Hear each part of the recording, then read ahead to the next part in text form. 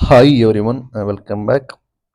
ನೀವು ನೋಡ್ತಿದ್ದೀರಾ student solution YouTube channel. ಶಿಕ್ಷಕರ ನೇಮಕಾತಿ ಡಿಲೇ ಕೂಡ ಆಗದ ನೋಟಿಫಿಕೇಶನ್ ಸದ್ಯಕ್ಕಿಲ್ವಾ, ಈ ರೀತಿ ಸುದ್ದಿ ಕೂಡ ಬರ್ತಾ ಇದೆ. ಬಿಕಾಸ್ ಯಾಕೆಂದ್ರೆ ನಿಮಗೆ ಗೊತ್ತಿರೋಗೆ ಮನೆಯ ಪೇಪರ್ನಲ್ಲಿ ಮನೆ ಮಾಹಿತಿಗಳು ದಿನಕ್ಕೊಂದು ಬರ್ತಾ ಇದ್ದಾವೆ. ಒಂದು ಕ್ಲಾರಿಟಿ ಇಲ್ಲ. ಒಂದು ಪೇಪರ್ನಲ್ಲಿ ಬರುತ್ತೆ ಈ ವಾರದಲ್ಲಿ ಆಗುತ್ತೆ ಅಂತ, ಒಂದು ಪೇಪರ್ನಲ್ಲಿ 10,000 ಶಿಕ್ಷಕರ ನೇಮಕಾತಿ ಅಂತಾರೆ, ಇನ್ನೊಂದು ಪೇಪರ್ನಲ್ಲಿ 5,267 ನೇಮಕಾತಿ ಅಂತ ಇದ್ದಾರೆ. ಈಗ ನೋಡಿದ್ರೆ ಈ ರೀತಿ ಅಪ್ಡೇಟ್ ಕೂಡ ಬಂದಿದೆ. ಇಲ್ಲ KPSC ಅವರು ಹೇಳ್ತಾ ಇದ್ದಾರೆ, KPSC KE ಎಲ್ಲ ಕೂಡ ಕಂಬೈನ್ ಆಗಿ ನೇಮಕಾತಿ ಮಾಡ್ತಾ ಇದೀವಿ. ಹಾಗಾಗಿ ನೇಮಕಾತಿ ಪರ್ವ ಎಲ್ಲ ಇಲಾಖೆದು ನಿಮಗೆ ಗೊತ್ತಿರೋ ಆಗಸ್ಟ್ ನಲ್ಲಿ ಶುರು ಆಗ್ಬೋದು, ಆಗಸ್ಟ್ ನಲ್ಲಿ ನೋಟಿಫಿಕೇಶನ್ ಕೂಡ ಆಗ್ಬೋದು ಅಂತ ಕೂಡ ಹೇಳ್ತಾ ಇದ್ದಾರೆ. ಈ ರೀತಿ ಗೊಂದಲಮಯ ವಾತಾವರಣ ಕೂಡ ಕ್ರಿಯೇಟ್ ಆಗಿದೆ. ನೇಮಕಾತಿ ಯಾವಾಗ ಮಾಡ್ತಾರೆ ಅಂತ ಗೊತ್ತಿಲ್ಲ, ನೋಟಿಫಿಕೇಶನ್ ಯಾವಾಗ ಹೊಡಿಸ್ತಾರೆ ಅಂತ ಕೂಡ ಗೊತ್ತಿಲ್ಲ.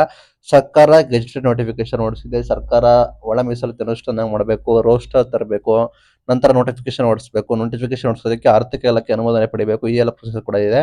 ಈ ಎಲ್ಲ ಪ್ರೊಸೆಸ್ ನ ಈಸಿಯಾಗಿ ಇಂಪ್ಲಿಮೆಂಟ್ ಮಾಡಬಹುದು ಸರ್ಕಾರಕ್ಕೆ. ಸರ್ಕಾರ ಯಾಕೋ ಇಂಟ್ರೆಸ್ಟ್ ತೋರಿಸ್ತಾರೆ ಅನ್ಸುತ್ತೆ. CM ಅವರು ಬಿಸಿ ಇದ್ದಾರೆ, ಎಲೆಕ್ಷನ್ ಬಂದಿದೆ.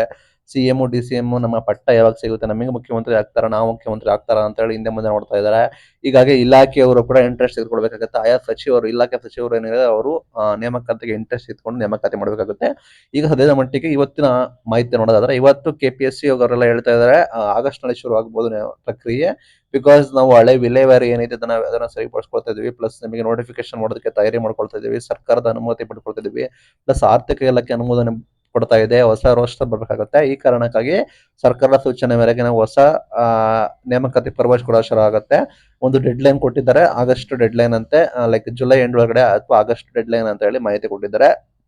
ಈಗ ಸದ್ಯದ ಮಾಹಿತಿ ಪ್ರಕಾರ ಶಿಕ್ಷಕರ ನೇಮಕಾತಿಗೆ ಒಂದು ಗುಡ್ ನ್ಯೂಸ್ ಏನಂದ್ರೆ, ಈಗ HST ಏನು ಗೊಂದಲ ಕೂಡ ಇತ್ತು, ಅದಕ್ಕೆ ಒಂದು ಕ್ಲಾರಿಟಿ ಕೊಡಬೇಕಾಗುತ್ತೆ. ಬಿಕಾಸ್ ಸಚಿವ ಲೈಕ್ ಉಪ ಸಮಿತಿ ರಚನೆ ಕೂಡ ಮಾಡಿದ್ದಾರೆ. ನಮಗೆ ಗೊತ್ತಿರೋಗೆ ಹೊಸ ಶಿಕ್ಷಣ ನೀತಿ ಕುರಿತು ಹೊಸ ಶಿಕ್ಷಣ ನೀತಿ ಈಗಲೇ ಇಂಪ್ಲಿಮೆಂಟ್ ಕೂಡ ಮಾಡಿದ್ರೆ ನಮಗೆ ಗೊಂದಲ ಕೂಡ ಆಗ್ತಿತ್ತು, ಎಲ್ಲ ಕೂಡ ಸಂಪೂರ್ಣವಾಗಿ ಚೇಂಜಸ್ ಕೂಡ ಆಗ್ತಿತ್ತು. ಈಗ ಉಪ ಸಮಿತಿ ರಚನೆ ಮಾಡೋದಕ್ಕೆ ಹೊಸ ಸಮಿತಿ ರಚನೆ ಕೂಡ ಮಾಡಿದ್ದಾರೆ. ಆ ಸಮಿತಿ ವರದಿ ಕೊಡಬೇಕಾಗುತ್ತೆ. ವರದಿ ನಂತರವೇ ನಿಮಗೆ ಗೊತ್ತಿರೋ ಹೊಸ ಶಿಕ್ಷಣ ನೀತಿಯನ್ನ ಅನುಷ್ಠಾನ ಮಾಡಬೇಕಾಗುತ್ತೆ. ಸದ್ಯಕ್ಕೆ ಹೊಸ ಶಿಕ್ಷಣ ನೀತಿ ಇಲ್ಲ ಅಂತ ಹೇಳಿ ಸಚಿವರು ಮಾಹಿತಿ ಕೊಟ್ಟಿದ್ದಾರೆ. ಆ ನಿಟ್ಟಿನಲ್ಲಿ ಪ್ರಾಬಬಲಿ ನಿಮಗೆ ಆ ರೀತಿ HST ನಿಮಗೆ GPST ಏನು ಚೇಂಜಸ್ ಕೂಡ ಆಗೋದಿಲ್ಲ. PST ನಾವು ಮಾಡಲ್ಲ ಅಂತ ಹೇಳ್ತಾರೆ, ಅದಕ್ಕೆ ಕ್ಲಾರಿಟಿ ಕೂಡ ಸಿಗಬೇಕಾಗುತ್ತೆ. ಈ ಮಾಹಿತಿ ಪ್ರಕಾರ ಸಚಿವರು ಹೇಳಿರೋದನ್ನ ನಾವು 4-5 ತಿಂಗಳಲ್ಲಿ ಮುಗಿಸ್ಬಿಡ್ತೀವಿ, ನಾವು ಆದಷ್ಟು ಬೇಗ ನೇಮಕಾತಿ ಮಾಡಬಹುದು ಅಂತ ಹೇಳಿ ಈ ಹಿಂದೆ ಮಾಹಿತಿ ಬರ್ತಾ ಇತ್ತು. ಈಗ ಇಲಾಖೆಯವರು ಒಂದೊಂದು ತರ ಕೊಡ್ತಾ ಇದ್ದಾರೆ. ಈ ಹಿಂದೆ ಇದ್ದ ಹುದ್ದೆಗಳೇ ಬೇರೆ, ಈಗ ಮತ್ತೆ ಆರ್ಥಿಕ ಇಲಾಖೆ ಅನುಮೋದನೆ ಕೊಟ್ಟಿರೋ ಹುದ್ದೆಗಳೇ ಬೇರೆ, ನಿಮಗೆ ಜಾಸ್ತಿ ಹುದ್ದೆಗಳು ಬರ್ತವೆ ಅಂತ ಹೇಳ್ತಿದ್ದಾರೆ. ಇದಕ್ಕೆಲ್ಲ ಕ್ಲಾರಿಟಿ ಕೊಡಬೇಕಾಗುತ್ತೆ.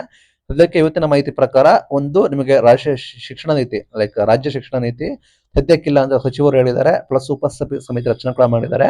ಆ ಮೇಲ್ನೋಟಕ್ಕೆ HST ಏನು ಕ್ವಾಲಿಫಿಕೇಶನ್ ಚೇಂಜಸ್ ಆಗೋದಿಲ್ಲ ಅಂತ ಕೂಡ ಹೇಳ್ತಾ ಇದ್ದಾರೆ. ಪ್ಲಸ್ ನೋಟಿಫಿಕೇಶನ್ ಎಲ್ಲಾ ಕಡೆ ಒಂದೊಂದು ಕಡೆ ಮಾಹಿತಿ ಬರ್ತಾ ಇದೆ. ಸರ್ಕಾರ ಅನೌನ್ಸ್ಮೆಂಟ್ ಮಾಡಬೇಕು. ಮೇಲ್ನೋಟಕ್ಕೆ ಸದ್ಯಕ್ಕೆ ನೋಟಿಫಿಕೇಶನ್ ಸಾಧ್ಯತೆ ಕಡಿಮೆ ಅನ್ಕೋತೀನಿ. ಇನ್ನು 1-2 ತಿಂಗಳು ಕಾಯಬೇಕಾದ ಸನ್ನಿವೇಶ ಬರಬಹುದು ಅಂತ ಕೂಡ ಮಾಹಿತಿ ಬರ್ತಾ ಇದೆ.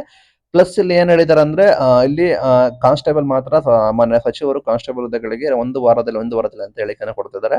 ಬಟ್ ಇಲ್ಲಿ ಮಧು ಬಂಗಾರಪ್ಪ ನೋಟಿಫಿಕೇಶನ್ ಬಗ್ಗೆ ಯಾವುದೇ ರೀತಿ ಮಾಹಿತಿ ಕೊಟ್ಟಿಲ್ಲ. ನಾವು ನೇಮಕಾತಿ 4 ತಿಂಗಳಲ್ಲಿ ಮುಗಿಸ್ತೀವಿ ಅಂತ ಕೂಡ ಹೇಳಿದ್ದಾರೆ. ಇದು ಇವತ್ತಿನ ಅಪ್ಡೇಟ್. Thank you.